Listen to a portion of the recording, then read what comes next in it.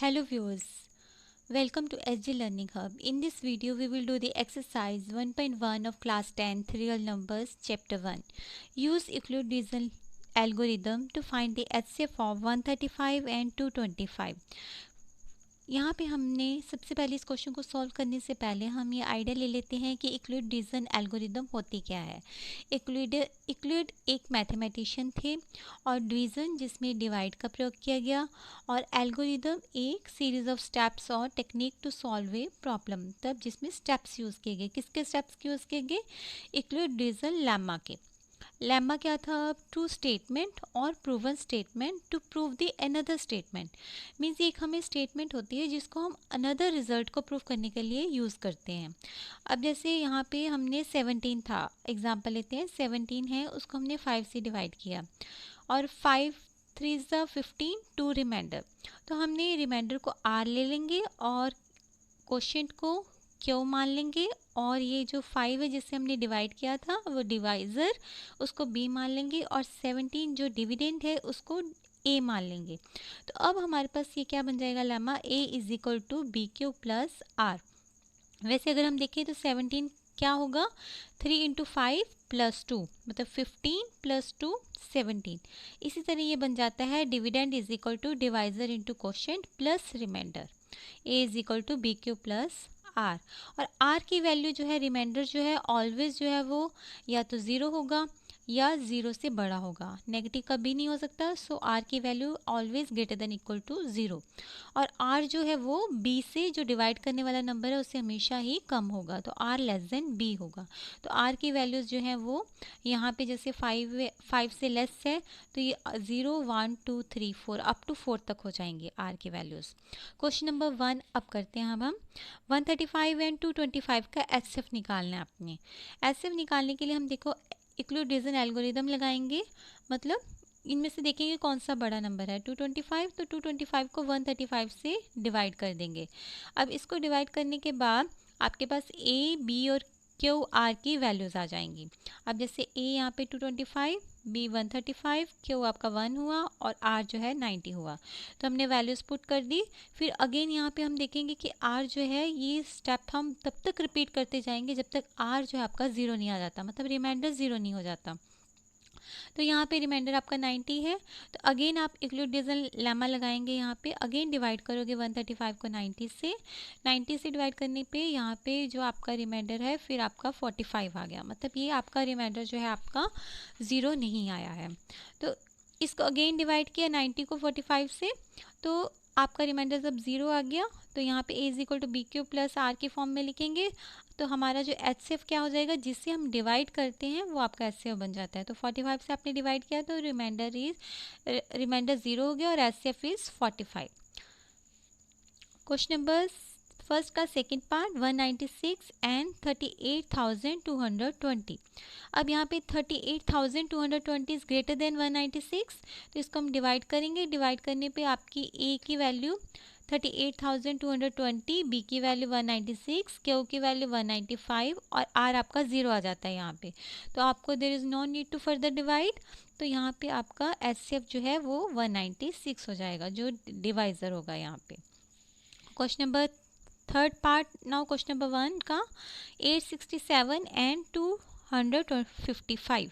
अब यहाँ पे 867 ग्रेटर है 255 से, तो हमने डिवाइड किया 255 से जब हमने 867 को, तो आपके पास ए की वैल्यू 867, बी की वैल्यू 255, क्यू की वैल्यू 3 और आर की वैल्यू 102 हमने यहाँ पे पुट की। A is equal to B Q plus R में, तो यहाँ पे remainder is not equal to zero.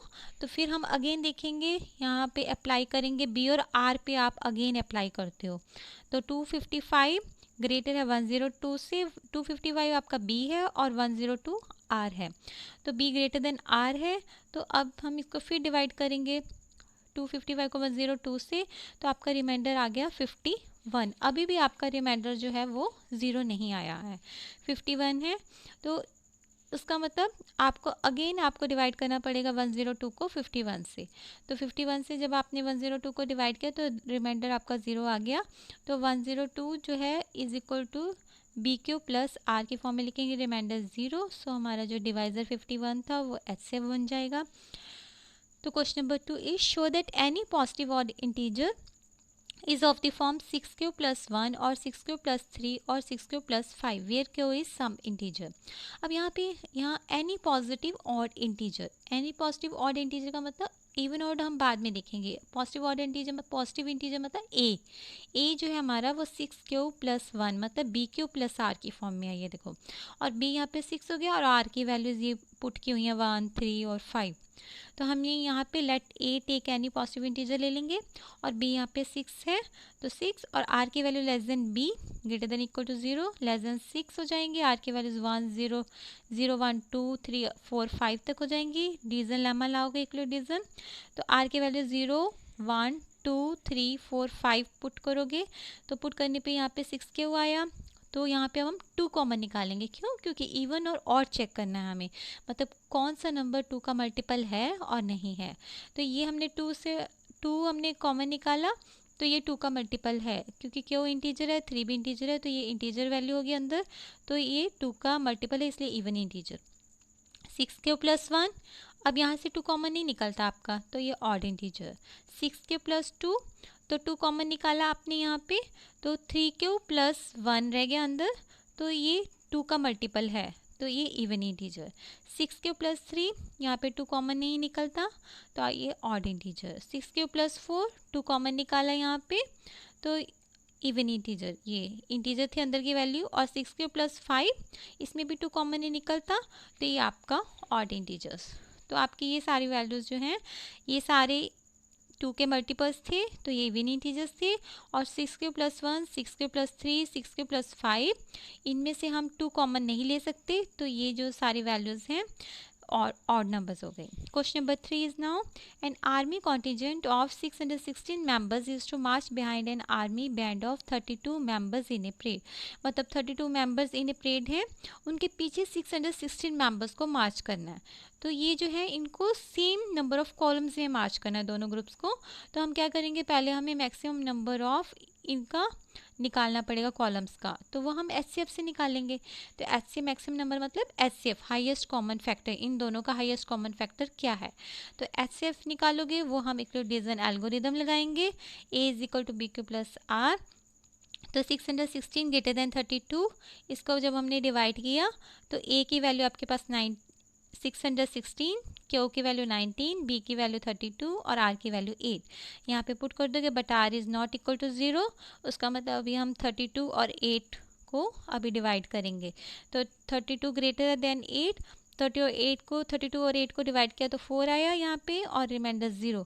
तो 32 is equal to 8 into 4 plus 0, मतलब डिवाइजर यहाँ पे आपका आ गया 8।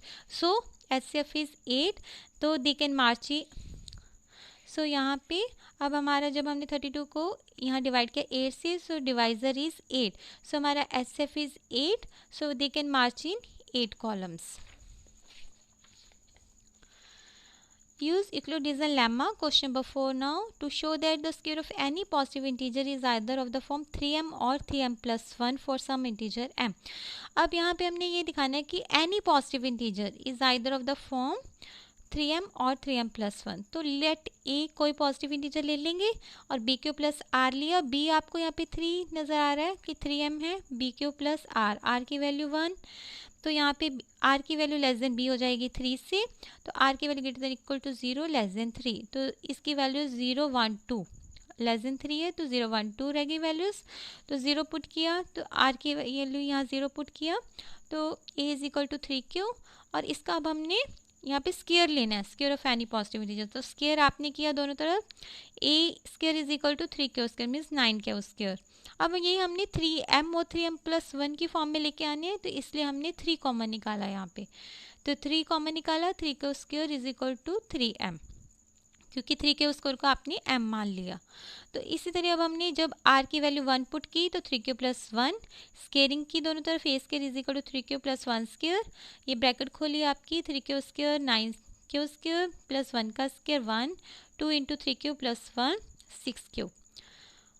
और इसी तरह ये r की वैल्यू जब 2 पुट की तो 3q प्लस 2 मीन्स दोनों तरफ स्केयरिंग की, A square is equal to 3 cube plus 2 का स्केयर, तो 3 क्यूब का होल स्केयर 9 क्यूब स्केयर, 2 का square 4, 2 into 3 cube into 2 12 cube.